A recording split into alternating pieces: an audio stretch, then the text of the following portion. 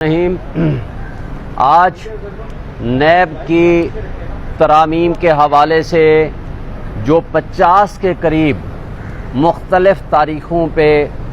بحث ہوئی supreme court of Pakistan میں، آج وہ کیس شکر الحمدللہ عمران خان کی طرف سے جو پٹیشن تھی وہ ریزرو ہو گئی ہے فار آرڈرز، فیصلہ دینے کے لیے سپریم کورٹ آف پاکستان نے اس کو ریزرو کر لیا ہے۔ اور آپ کو یاد ہوگا پی ڈی ایم کی جماعتوں نے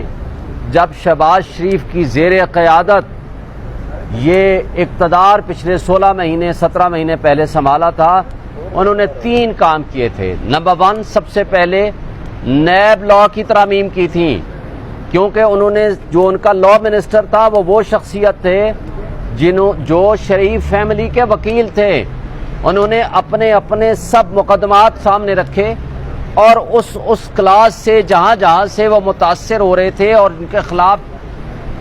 مقدمہ سٹرانگ ہو سکتا تھا اور سزا ہو سکتی تھی، اس حساب سے انہوں نے نیب کے اندر ترامیم کر دی۔ اور ان کو واحد پولیٹیکل پارٹی وہ ہے جو عمران خان اور پی ٹی آئی، انہوں نے اس کو چیلنج کیا، اور اس چیلنج کرنے کے بعد تھرو آؤٹ آج تک ان کے خلاف 180 سے زائد مقدمات بنائے گئے پولیٹیکل وکٹمائزیشن کے لیے، اور ان کو مجبور کرنے کی کوشش ہوئی کہ کسی طریقے سے وہ اپنے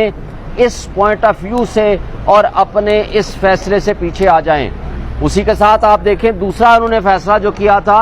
اوورسیز کا رائٹ آف ووٹ ختم کیا تھا، اس لیے کہ ان کو پتا تھا کہ اوور سائز کا 99% ووٹ عمران خان کے حق میں ہے۔ تیسرا انہوں نے کام جو غلط کیا تھا وہ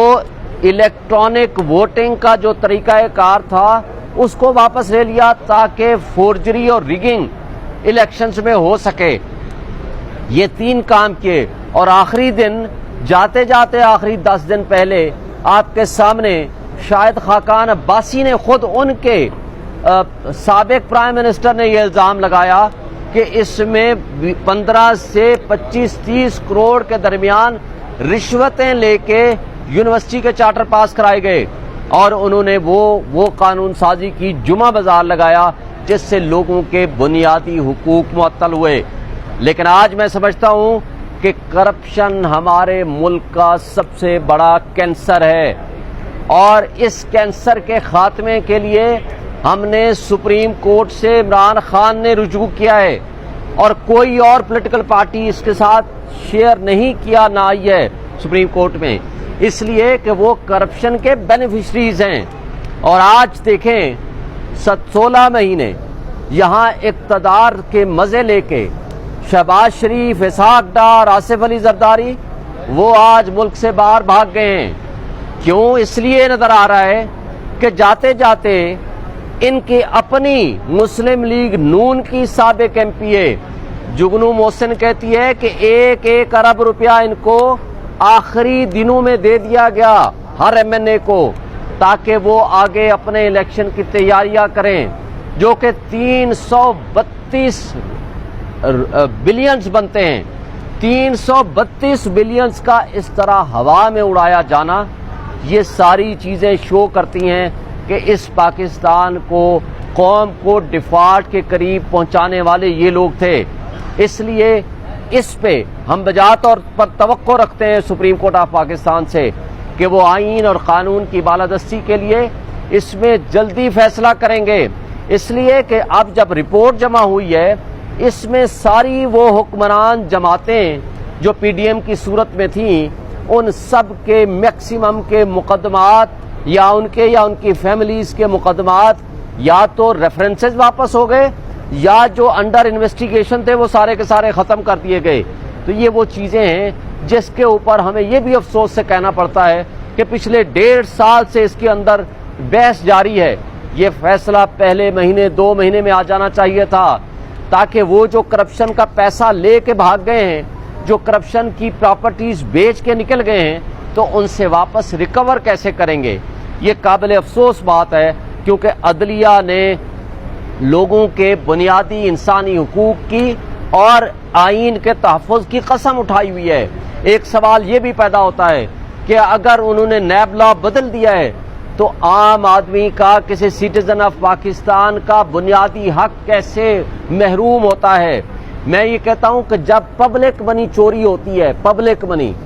وہ آپ کا حق ہے, وہ میرا حق ہے, یہ پاکستان کے ہر شہری کا حق ہے, وہ 25 کروڑ عوام کا حق ہے. تو آج اس انجام کو جہاں تک مہنگائی کی دلدل میں ہمیں پھنسا دیا ہے,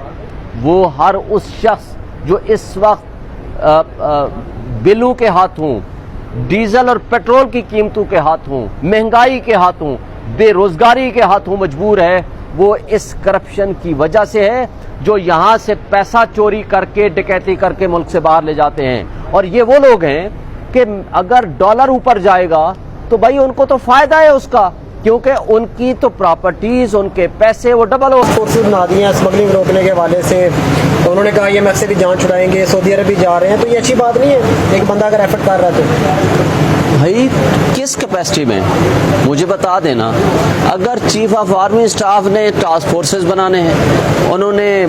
اسمگلنگ روکنی ہے, انہوں نے یہ کرنا ہے, انہوں نے وہ کرنا ہے, بھائی یہ کام ہے elected prime minister and elected chief minister کا. اگر وہ نہیں کرتے تو ان کے خلاف احتساب کرو. اور جب آپ کو یہ ذمہ داری لگاتے ہیں, آپ کو آرٹیکل 245 میں لے آتے ہیں اپنی ایڈ میں, آپ کو ذمہ داری لگائیں تو آپ اس میں ضرور کام کرو.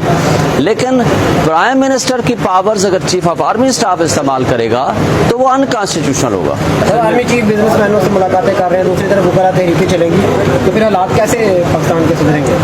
دیکھیں بڑے افسوس کی بات ہے کہ آرمی چیف کا یہ کام نہیں ہے کہ وہ بزنس مین سے یا ان سے تاجروں سے ملاقاتیں کریں. بھائی تاجروں سے ملاقاتیں کرنا اس گورنرز کا, سویلین گورننس کرنے والے لوگوں کا کام ہے, سول ایڈمنسٹریشن کا کام ہے. غلط ہے, وہ بھی غلط تھا, یہ بھی غلط ہے. دیکھیں یا تو خدا نہ خواستہ آپ کا آئین معطل ہو چکا ہو, جو کہ پریکٹیکلی معطل ہے لیکن کاغذوں میں تو موجود ہے, آپ نے مارشل لا لگا دیا ہو اور آپ فل چیف ایگزیکٹو بن گئے ہوں جیسے مشرف تھا, پھر سارا کچھ آپ کریں, پھر اسمبلیاں ڈیزالو کرتے ہیں, سب کو فارغ کرتے ہیں, جو آپ نے کیئر ٹیکر رکھے ہوئے ہیں ان کو اپنے ساتھ ملا لیں. لیکن یہ انکانسٹیٹیوشنل ایکٹ ہوگا. ایسا کوئی بھی قدم جو آپ سویلین سپریمیسی کے خلاف ہوگا. سویلین سپریمیسی والوں کو بھی تو چاہیے نا, جمہوری لوگ اگر کرپشن کریں گے, جاتے جاتے آج جگنو محسن نے کل کہا ہے نا کہ جاتے جاتے PDM کی جماعتوں نے ہر MNA کو 1 ارب روپے دے دیا اور وہ 332 بلین روپیز وہ بانٹ دیے گئے.